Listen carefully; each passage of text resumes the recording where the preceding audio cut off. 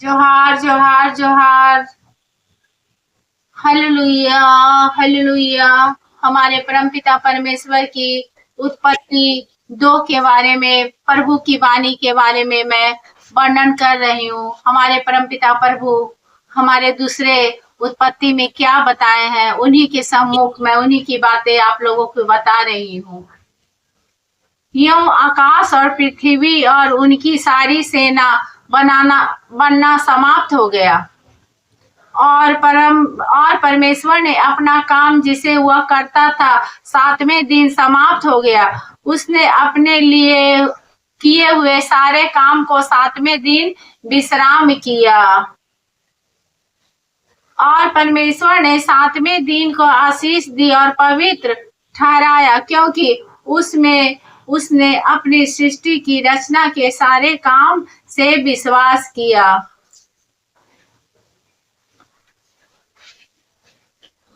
आकाश और पृथ्वी की उत्पत्ति का विवरण यह है कि जब वे उत्पन्न हुए, अर्थात जिस दिन यहोवा परमेश्वर ने पृथ्वी और आकाश को बनाया, तब मैदान में कोई पौधा भूमि पर न था और न मैदान की कोई छोटी पेड़ उगाया, क्योंकि यहोवा परमेश्वर ने पृथ्वी पर जल नहीं बरसाया था और भूमि पर खेती करने के लिए मनुष्य भी नहीं थे। हालेलुया। तो ही कोहरा पृथ्वी से उठाया, जिससे सारी भूमि सींच जाती थी, और यहोवा परमेश्वर ने आदम को भूमि की मट्टी से रचा और उनके नथनों में जीवन का सांस फूंक दिया और आदम जीवता प्राणी बन गया। हमारे यहोवा ने आकाश पाताल पृथ्वी सब कुछ बनाया। उसके बाद यहोवा ने उस एक माटी से आदम को बनाया और उसमें सांसें भर दी और यहोवा परमेश्वर ने पूरब की ओर आदम देश में एक वाटिका लगाया और वहां आदम को जिसमें उसने रचा था उसे रख दिया। और यहोवा परमेश्वर ने भूमि से सब भांति के वृक्ष जो देखने में मनोहर और जिनके फल खाने में अच्छे हैं उगाए, और वाटिका के बीच में जीवन वृक्ष को और भले या बुरे का ज्ञान के वृक्ष भी लगाया। हमारे परमपिता परमेश्वर ने आदम को बनाया, उसके बाद वृक्ष को बनाया, कुछ अच्छे कुछ खराब वृक्ष को बनाया, और इस वाटिका में सींचने के लिए महानदी का आदन से निकाली और वहां से आगे बढ़कर 4 धारा हो गई। जैसे हालेलुया। पहली धारा का नाम पीसोन रखा। वह यही है जो हवीला नाम के सारे देश में जहां सेना मिलता है घिरे हुए है। हालेलुया। इस देश का सेना चीखा और वहां मोती और सुलेमानी पत्थर भी मिले हैं।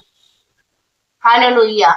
इस देश के सेना चीखा और वहां और दूसरी नदी का नाम गीहोन रखा। यह वही है जो कुसूर के सारे देश में घिरे हुए हैं। और तीसरी नदी का नाम यह वही है जो यंसूसर के पूरब में बहती है। और चौथी नदी का नाम फरात रखा। और हमारे चौथे नदी का नाम फरात रखा। तब यहोवा परमेश्वर ने आदम को लेकर आदन की वाटिका में रख दिया, वह इस काम करे और उसकी रक्षा करे। हमारे परमपिता परमेश्वर आदम को सब हमारे नदी बांच वृक्ष की निगरानी के लिए रख दिया। तब यहोवा परमेश्वर ने आदम को यह आज्ञा दी कि तू वाटिका के सब फल को बिना खटके खा सकते हो, पर भले या बुरे के ज्ञान का जो वृक्ष है उसका फल तू कभी नहीं खाना। मतलब हमारे परमपिता परमेश्वर भले और बुरे वाला वृक्ष को आदम को खाने के लिए मना किए थे। बोले थे कि सब फल तुम खा लेना, लेकिन ये नहीं, पर भले और उसका फल तू कभी ना खाना। क्यों? जिस दिन तुम उसका फल खाओगे उसी दिन अवश्य मर जाओगे। मरण और जीवन का निर्माण हुआ। पर फिर हुआ परमेश्वर ने कहा, आदम का अकेला रहना अच्छा नहीं, मैं उसके लिए एक ऐसा सहायक बनाऊंगा जिससे उससे मेल खाए। और हुआ परमेश्वर भूमि में से सब जाति के बेनौल पशुओं और आकाश के सब भांति के पक्षियों को रचा आदम के पास ले आया कि वह उनका क्या क्या नाम रखा। और जिस जीवित प्राणी का जो नाम आदम ने रखा वही उसका नाम हो गया।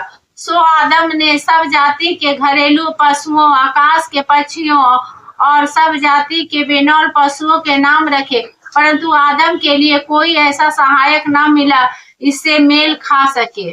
हमारे परमपिता परमेश्वर पशु, पक्षी, जीव जंतु सबको बनाए, लेकिन आदम के लिए भी उनका भी एक सहायक चाहिए। तब हमारे परमपिता परमेश्वर की वाणी को सुनिए, उसने क्या किया। तब यहोवा परमेश्वर ने आदम को भारी नींद में डाल दिया, और जब वह सो गया तो उसने उसकी एक पसली निकाल कर उसकी संति मांस भर दिया। और यहोवा परमेश्वर ने उस पसली को जो उसने आदम से निकाली स्त्री बना दिया और उसने आदम के पास ले आया। हालेलुया।